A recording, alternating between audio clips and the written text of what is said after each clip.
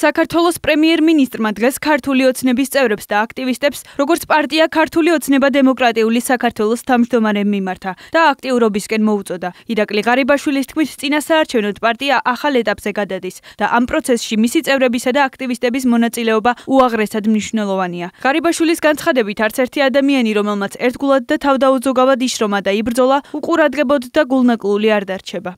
შესაძლოა ბევრ ადამიანს, რომელიც პირველი დღიდან მონაწილეობდა პარტიის მშენებლობაში.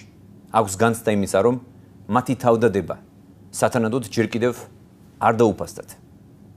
მინდა ვუთხრა მათ, რომ ეს იმ სირთულების ბრალი იყო, რომლებიც ჩვენმა ქვეყანამ გამოიარა ბოლო 2 წლის განმავლობაში. მე გარწმუნებთ, ჩვენ გავაკეთებთ ყველაფერს და მცდელობას არ დავაკლებთ, რომ არც ერთი ადამიანი, რომელმაც ერთგულად და თავდაუზოგავად იშრომა და პირდაპირ ვიტყვი, იბრძოლა ჩვენთან ერთად.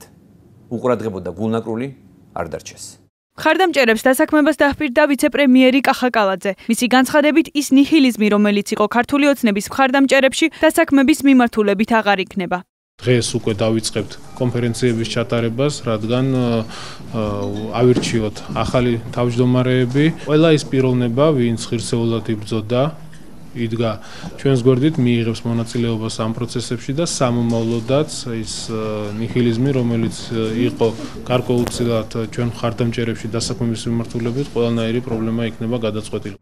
მაღალი თანამდებობის პირების მხრიდან პარტიული მხარდამჭერებისადმი მსგავსი მოწოდებები წინასაარჩევნოდ ამომრჩევლის მოსყიდვის ნიშნებს შეიცავს. უმრავლესობის წევრები პრემიერ-მინისტრის განცხადებაში მოსყიდვის მცდელობას ვერ ხედავენ. ზაქარია ქუცნაშვილის განცხადებით, მოსახლეობის დასაქმება პრემიერის პირდაპირი მოვალეობაა. ჩვენი მოქალაქეების დასაქმებაში ხელისშეწყობა წარმოადგენს კანონიერ მოვალეობას. მე მივესალმები ამ შინაარსის მოწოდებას და ვერ ხედავ მასში ვერავითარ კანონმდებლობას. ამომრჩევლის მოსყიდვა მდგომარეობს იმაში, რომ აკეთებ მოწოდებას ამომრჩევლის მხარდაჭერის მოსაპოვებლად, ანგარების მიზნით.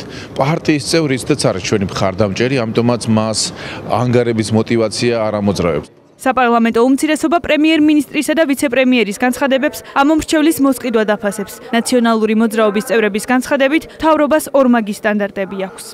მაშინ, როდესაც პროკურატურის ზეწოლის ქვეშ მყოფი სასამართლო 5 წელს უსჯის ვანო მერაბიშვილს, იმიტომ რომ თითქოს ამ ადამიანმა გამოიყენა საჯარო მოხელები პარტიული ინტერესებისთვის, ძალიან სასაცილოა, რომ პრემიერ-მინისტრი გამოდის და პირდაპირ აცხადებს და მართლაც პირდაპირი მცდელობა აქვს, რომ მოისყიდოს ამომრჩეველი. ეს გვიჩვენებს, რაოდენ ორმაგი სტანდარტი არსებობს დღესდღეობით საქართველოში. 10 მიზანია დაასაქმონ მათი აქტივისტები, უახლოე წრის აქტივისტები, დაასაქმონ მათი ნათესავები, ისი მაგალითებით ჩვენ უკვე ბევრი გვაქვს, რომ ძირითადად წონი მათი ნათესავებით ხდება საჯარო სექტორის დასაქმება და ეს კიდევ ერთხელ ადასტურებს იმას, თუ რა არის მათი გულწრფელი განწყობა. მათი გულწრფელი განწყობა კი არ არის, რომ ის პირობები შეასრულოს, გასცეს, ასე უხვად წინასაარჩევნო პერიოდში საქართველოს მოქალაქეების მიერ.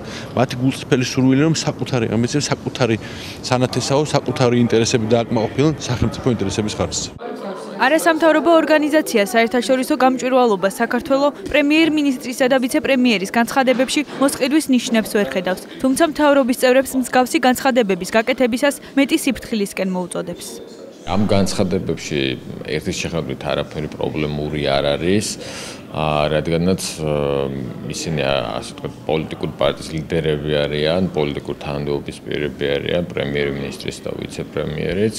და მათ პრინციპში შეუძლიათ, რომ მხარდამჭერებს მოუწოდონ, მობილიზება მოახდინონ მხარდამჭერების, თუმცა სასურველია, რომ თავიანთ განცხადებებში ცოტა უფრო, ასე ვთქვათ, ფრთხილად იქნებიან, როდესაც საუბარია დასაქმებაზე და ვიღაცას, ასე ვთქვათ, კონკრეტული სიკეთის გადაცემაზე, როგორც არის, ვთქვათ, პარტიაში, შტაბში დასაქმება.